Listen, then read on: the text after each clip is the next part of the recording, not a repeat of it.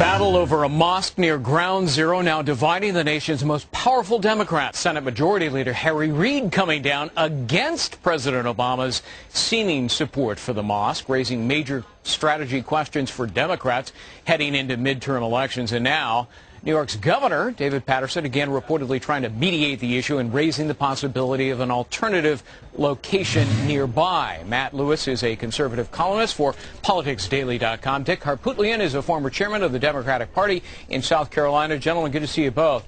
Good to see you. You know, Dick, let me start with you since you're the Democrat here. There's a report in the Daily News, you may have seen it today, that Democrats are vigorously complaining to the White House that they were blindsided by this. And the president's chief of staff, Rahm Emanuel, has apparently been spending the last 3 days placing phone calls, doing damage control with angry Dems, begging them not to come out publicly against the president. Would you agree that the White House bungled this thing? I wouldn't agree they bungled it. I think the president probably should have given folks a heads up on it. But let's remember, all he said was that folks ought to be able to practice their religion where they want to in this country. He didn't advocate the location of this mosque at this location, although I must say to you, it is 2.5 blocks away from Ground Zero. It is where a Burlington coat factory store had been for a number of years. So, I mean, there are a number of bogus issues here, but more important than that, this is becoming and has been an emotional issue, which, of course, I think many Republicans would like to ignite so that the voters ignore the real issues this fall, which are the economy, the wars we're fighting, and how we resolve those in a rational way. This is a distraction. Dick, I'm sure you've never met a politician who doesn't like to exploit an issue, but Matt, let me go to you on this. On Friday, the president seemed to endorse the notion of a mosque at Ground Zero, which alienated those who oppose it. Then the next day backs off, alienating those who support it. And here's how the editorial in the New York Post today put it. Quote, does anybody really know what President Obama's position is? He had an opportunity to show real leadership on the issue. Instead, he made an even bigger muddle of it. Not surprising, but sad. Did they have a point? I think they do have a point. Look, in politics, when you're talking about campaign politics, nuance typically doesn't work. But what happened is President Obama came out with this statement. People thought they knew what he meant, that he supported the building of this mosque. Then the next day or a couple days later, he walks back from it. So what happens is his supporters are now lukewarm supporters, but his enemies are just as fired up. Yeah. So really what happened is it's a lose-lose proposition. Unfortunately now for President Obama, most Americans view him as supporting this mosque. They don't get into the nuance over whether he believes that the wisdom, as he said, of it. But Matt, let me stop you there. I want to be fair here, and Dick, I'll get to you in just a second. But New Jersey's governor, Republican Chris Christie, is bucking his party, and he's saying, hey, come on, you guys, both sides, Republicans and Democrats, are using this as a political football. Is Christie the only guy with a clear head here?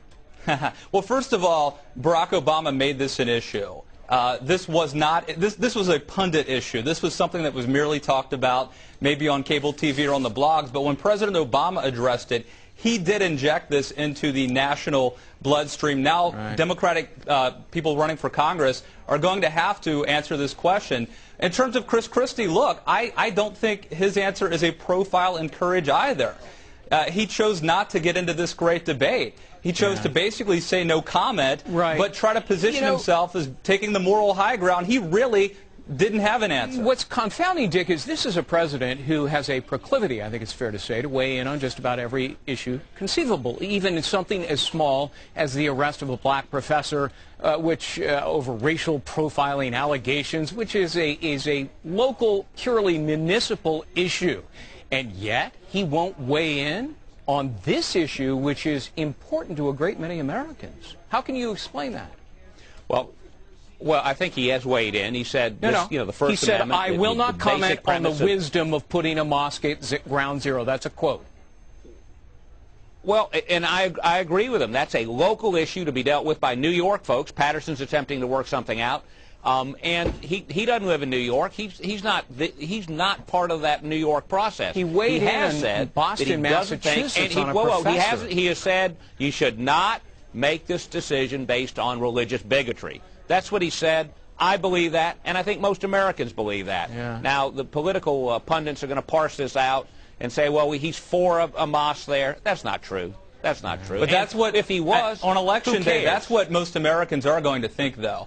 That this is one more example of President Obama being out of touch with, look at elections in places like Ohio and North Carolina. The perception now, fair or not, is that he supports this mosque, which most Americans don't. That's bad news. And by the way, forget about changing the subject. If we talk about the economy, if we talk about the war, Obama still loses. Dick, the co-founder of Hamas, backs the project, and the leader of this planned mosque at Ground Zero refuses to label Hamas as a terrorist organization, which our federal government does. Does that give you pause, and should it?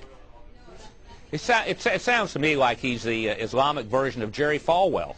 I mean, there are fringe people on both sides. He's not advocating violence. He's not part of the 9/11. He is apparently a pretty conservative Islamic preacher. He's, again, the Islamic version of Jerry Falwell. Well, Hamas, I don't see anybody screaming and yelling about Jerry. It's true Hamas has a political wing, but it's also labeled a terrorist organization. So, Dick Harpootlian, thank you so much for being with us as well. Sure. And thank you so much, Matt Lewis, for being with us today. Thank you. By the way, we asked